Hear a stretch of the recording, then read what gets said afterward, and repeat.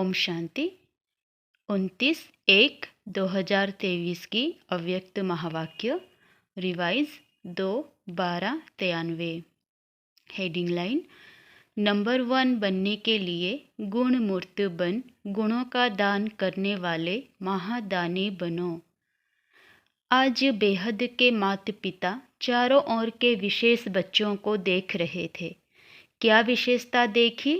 कौन से बच्चे अखुट ज्ञानी, अटल स्वराज्य अधिकारी, अखंड निर्विघ्न, अखंड योगी, अखंड महादानी है।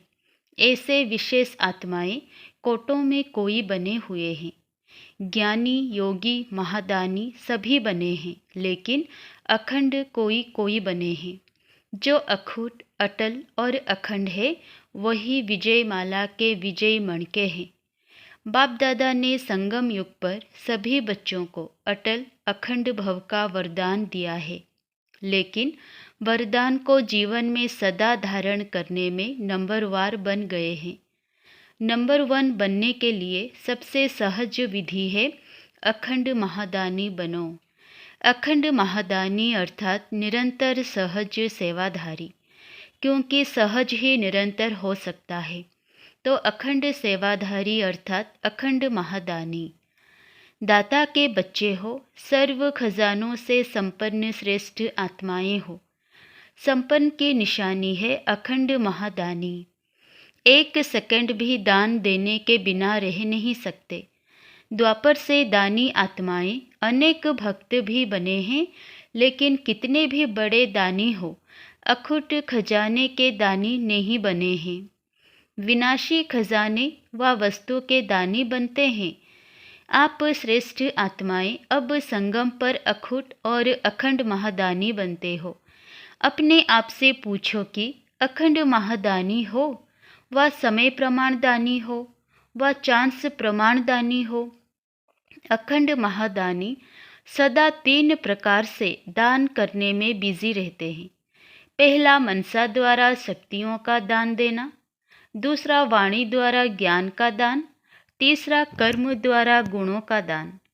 इन तीनों प्रकार के दान देने वाले सहज महादानी बन सकते हैं।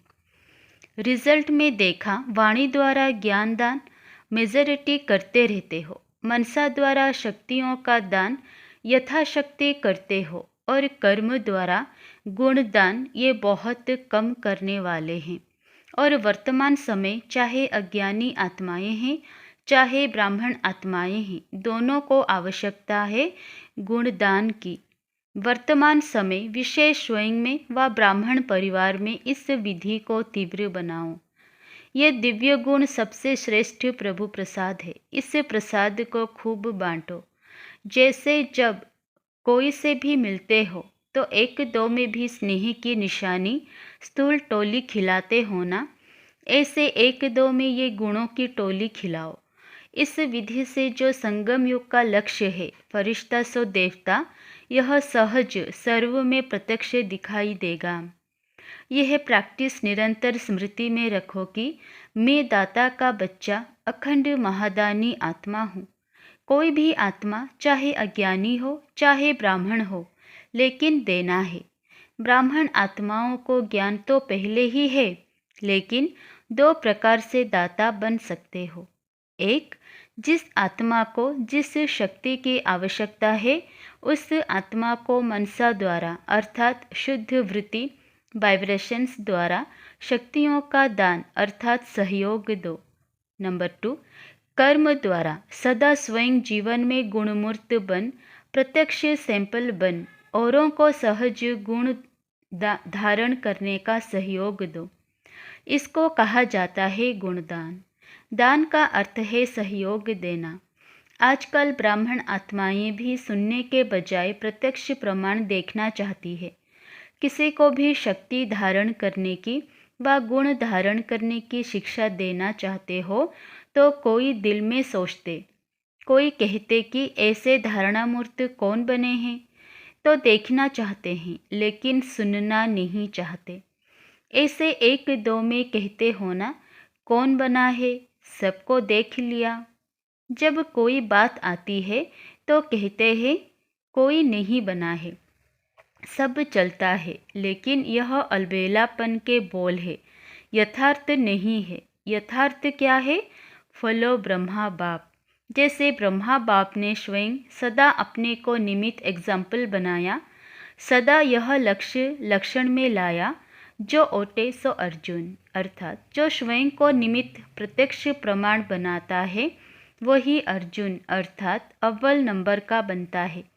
अगर फॉलो फादर करना है तो दूसरे को देख बनने में नंबर 1 नहीं बन सकेंगे, नंबर वार बन जाएंगे।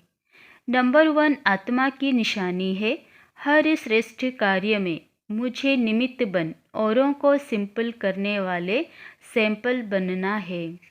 दूसरे को देखना, चाहे बड़ों को चाहे छोटों को, चाहे समान वालों को, लेकिन दूसरों को देख बनना कि पहले यह बने तो मैं बनूं, तो नंबर 1 तो वह हो गया ना जो बनेगा, तो स्वयं स्वतः ही नंबर वार में आ जाते हैं।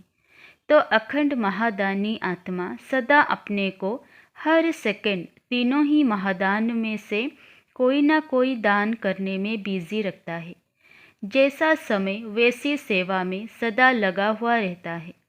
उनको व्यर्थ देखने, सुनने व करने की फुर्सत ही नहीं। तो महादानी बने हो, अभी अंडरलाइन करो, अखंड बने हैं। अगर बीच बीच में दातापन में खंडन पड़ता है तो खंडित को संपूर्ण नहीं कहा जाता। वर्तमान समय आपस में विशेष कर्म द्वारा गुणदाता बनने की आवश्यकता है। हर एक संकल्प करो कि मुझे सदा गुणमूर्त बन सबको गुणमूर्त बनाने का विशेष कर्तव्य करना ही है। तो स्वयं की और सर्व की कमजोरियां समाप्त करने की इस विधि में हर एक अपने को निमित्त अव्वल नंबर समझ आगे बढ़ते चलो। ज्ञान तो बहुत है, अभी गुणों को इमर्ज करो। सर्वगुण संपन्न बनने और बनाने का एग्जाम्पल बनो। अच्छा, सर्व अखंड योगी तो आत्माएं, सर्व सदा गुणमूर्त आत्माओं को, सर्व हर संकल्प हर सेकंड महादानी व महासहयोगी विशेष आत्माओं को, सदा स्वयं को श्रेष्ठता में सैंपल बन सर्व आत्माओं को सिंपल सहज प्रेरणा देने वाले, सदा स्वयं को निमित्त नंबर 1 समझ प्रत्यक्ष प्रमाण देने वाले बाप समान आत्माओं को बाप दादा का याद प्यार और नमस्ते। दादी जानकी से मुलाकात। ऑस्ट्रेलिया, सिंगापुर आदि के चक्कर का समाचार सुनाया और सबकी याद दी। सबकी याद पहुंच गई। चारों ओर के बच्चे सदा बाप के सामने हैं। इसका प्रत्यक्ष प्रमाण है। जब भी याद करते तो समीप और साथ का अनुभव करते हैं। बाबा कहा दिल से और दिलाराम हाजिर, इसीलिए ही कहते हैं हजूर हाजिर है, हजीरा हजूर है। जहाँ भी हैं जो भी हैं, लेकिन हर स्थान पर हर एक के पास हाजिर हो जाते हैं, इसीलिए हजीरा हजूर हो गया। इस स्नेह की विधि को लोग नहीं जान सकते, यह ब्राह्मण आत्माएं ही जानती है। अनुभवी इस अनुभव को जानते हैं। आप विशेष आत्माएं तो हैं ही कंबाइंड ना, अलग हो ही नहीं सकते। लोग कहते हैं जिधर देखते हैं उधर तू ही तू है, और आप कहते हो जो करते हैं जहाँ जाते हैं बाप साथ ही है, अर्थात तू ही तू है। जैसे कर्तव्य साथ है तो हर कर्तव्य कराने वाला भी सदा साथ है। इसीलिए गाया हुआ है करण करावन हार। तो कंबाइंड हो गया ना, करण हार और करावन हार। तो आप सबकी स्थिति क्या है? कंबाइंड है ना। करण करावन हार, करण हार के साथ है ही। करावन हार अलग नहीं है, इसको ही कंबाइंड स्थिति कहा जाता है। सभी अपना अपना अच्छा पार्ट बजा रहे हो, अनेक आत्माओं के आगे सैंपल हो। सिंपल करने के ऐसे लगता है ना, मुश्किल को सहज बनाना यही फॉलो फादर है। ऐसे है ना, अच्छा पार्ट बजाया ना, जहाँ भी हैं विशेष पाठधारी विशेष पाठ बजाने के सिवाय रह नहीं सकते। यह ड्रामा की नूंद है। अच्छा, चक्कर लगाना बहुत अच्छा है। चक्कर लगाया, फिर स्वीट होम में आ गए। सेवा का चक्कर अनेक आत्माओं के प्रति विशेष उमंग उत्साह का चक्कर है। सब ठीक है ना? अच्छा ही है। ड्रामा की भाभी खींचती ज़रूर है। आप रहना चाहो लेकिन ड्रामा में नहीं है तो क्या करेंगे? सोचते भी जाना पड़ेगा, क्योंकि सेवा की भावी है तो सेवा की भावी अपना कार्य कराती है। आना और जाना यही तो विधि है। अच्छा, संगठन अच्छा है। अव्यक्त बाप दादा की पर्सनल मुलाकात। 1 नंबर, परमात्मा प्यार का अनुभव करने के लिए दुख की लहर से न्यारे बनो। बाप दादा ने संगम पर अनेक खजाने दिए हैं। उन सभी खजानों में से श्रेष्ठ खजाना है सदा खुशी का खजाना। तो यह खुशी का खजाना सदा साथ रहता है। कैसी भी परिस्थिति आ जाए लेकिन खुशी नहीं जा सकती। जब परिस्थिति कोई दुख की लहर वाली आती है तो भी खुश रहते हो कि थोड़ी थोड़ी लहर आ जाती है, क्योंकि संगम पर होना तो एक तरफ है दुखधाम, दूसरे तरफ है सुखधाम। तो दुख के लहर की कई बातें सामने आएगी, लेकिन अपने अंदर वो दुख की लहर दुखी नहीं करे। जैसे गर्मी के मौसम में गर्मी तो होगी ना, लेकिन स्वयं को बचाना वो अपने ऊपर है। तो दुख की बातें सुनने में आएंगी लेकिन दिल में प्रभाव नहीं पड़े। इसीलिए कहा जाता है न्यारा और प्रभु का प्यारा। तो दुख की लहर से न्यारा, तब प्रभु का प्यारा बनेंगे। जितना न्यारा उतना प्यारा। अपने आप को देखो कि कितने न्यारे बने हैं। जितना न्यारा बनते जाते हो उतना ही सहज परमात्मा प्यार का अनुभव करते हो। तो हर रोज़ चेक करो कि कितने न्यारे रहे, कितने प्यारे रहे, क्योंकि ये प्यार परमात्मा प्यार है जो और कोई भी युग में प्राप्त हो नहीं सकता। जितना प्राप्त करना है उतना अभी करना है, अभी नहीं तो कभी भी नहीं हो सकता। और कितना थोड़ा सा समय यह परमात्मा प्यार की प्राप्ति का है। तो थोड़े समय में बहुत अनुभव करना है, तो कर रहे हो।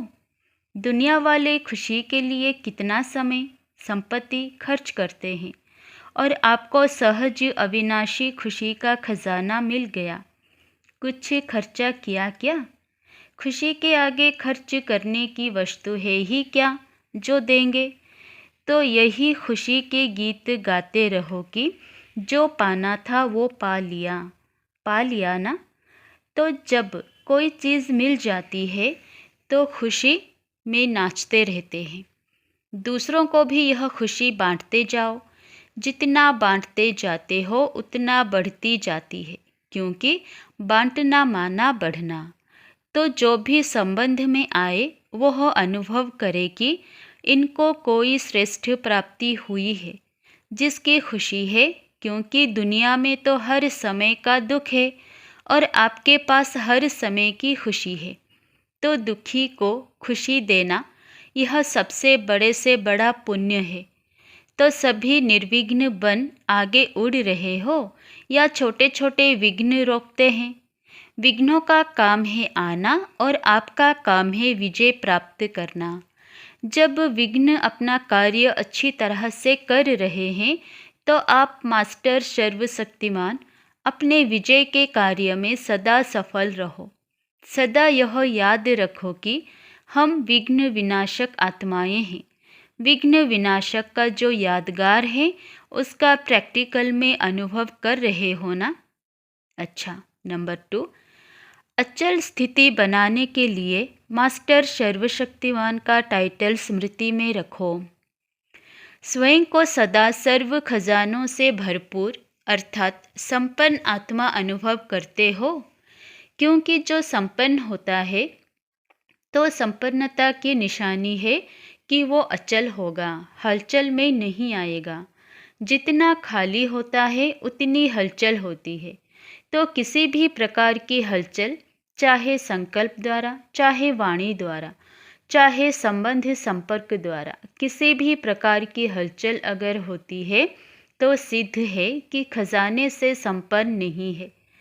संकल्प में भी, स्वप्न में भी अचल, क्योंकि जितना जितना मास्टर सर्वशक्तिवान स्वरूप की स्मृति इमर्ज होगी उतना ये हलचल मर्ज होती जाएगी। तो मास्टर सर्वशक्तिमान की स्मृति प्रत्यक्ष रूप में इमर्ज हो। जैसे शरीर का ऑक्यूपेशन इमर्ज रहता है, मर्ज नहीं होता, ऐसे यह ब्राह्मण जीवन का ऑक्यूपेशन इमर्ज रूप में रहे तो यह चेक करो, इमर्ज रहता है या मर्ज रहता है। इमर्ज रहता है तो उसकी निशानी है हर कर्म में वह नशा होगा और दूसरों को भी अनुभव होगा कि यह शक्तिशाली आत्मा है। तो कहा जाता है हलचल से परे अचल। अचल घर आपका यादगार है। तो अपना ऑक्यूपेशन सदा याद रखो कि हम मास्टर सर्वशक्तिमान हैं, क्योंकि आजकल सर्व आत्माएं अति कमज़ोर हैं। तो कमज़ोर आत्माओं को शक्ति चाहिए। शक्ति कौन देगा? जो स्वयं मास्टर सर्वशक्तिमान होगा। किसी भी आत्मा से मिलेंगे तो वो क्या अपनी बातें सुनाएंगे? कमज़ोरी की बातें सुनाते हैं ना। जो करना चाहते हैं वो कर नहीं सकते, तो इसका प्रमाण है कि कमज़ोर हैं। और आप जो संकल्प करते हो वो कर्म में ला सकते हो। तो मास्टर सर्वशक्तिमान की निशानी है कि संकल्प और कर्म दोनों समान होगा। ऐसे नहीं कि संकल्प बहुत श्रेष्ठ हो और कर्म करने में वो श्रेष्ठ संकल्प नहीं कर सको। इसको मास्टर सर्वशक्तिवान नहीं कहेंगे। तो चेक करो कि जो श्रेष्ठ संकल्प होते हैं वो कर्म तक आते हैं या नहीं आ सकते। मास्टर सर्वशक्तिवान की निशानी है कि जो शक्ति जिस समय आवश्यक हो उस समय वो शक्ति कार्य में आए। तो ऐसे हैं या आह्वान करते हो, थोड़ा देरी से आती है।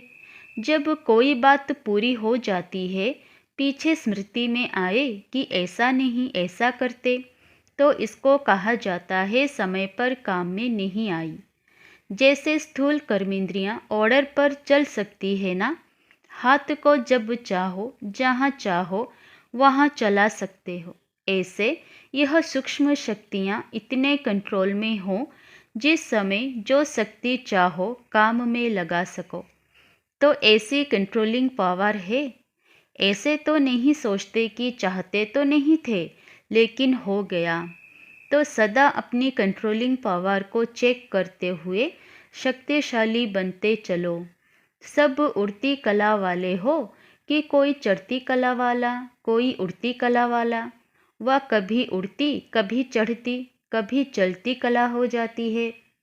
बदली होता है वह एकरस आगे बढ़ते रहते हो। कोई विघ्न आता है तो कितने समय में विजयी बनते हो? टाइम लगता है, क्योंकि नॉलेजफुल होना तो विघ्नों की भी नॉलेज है। नॉलेज की शक्ति से विघ्न वार नहीं करेंगे लेकिन हार खा लेंगे। इसी को ही मास्टर सर्वशक्तिमान कहा जाता है। तो अमृत वेले से इस ऑक्यूपेशन को इमर्ज करो और फिर सारा दिन चेक करो। अच्छा, वरदान है सहन शक्ति का कवच पहन, संपूर्ण स्टेज को वरने वाले विघ्न जीत भव। अपनी संपूर्ण स्टेज को वरने अर्थात प्राप्त करने के लिए अलबेलेपन के नाज नखरों को छोड़ सहन शक्ति में मजबूत बनो। सहन शक्ति ही सर्व विघ्नों से बचने का कवच है। जो यह कवच नहीं पहनते वह नाजुक बन जाते हैं। फिर बाप की बातें बाप को ही सुनाते हैं। कभी बहुत उमंग उत्साह में रहते, कभी दिल शिकस्त हो जाते। अब इस उतरने चढ़ने की सीढ़ी को छोड़ सदा उमंग उत्साह में रहो तो संपूर्ण स्टेज समीप आ जाएगी। स्लोगन: याद और सेवा की शक्ति से अनेक आत्माओं पर रहम करना ही रहम दिल बनना है। अच्छा, ओम शांति।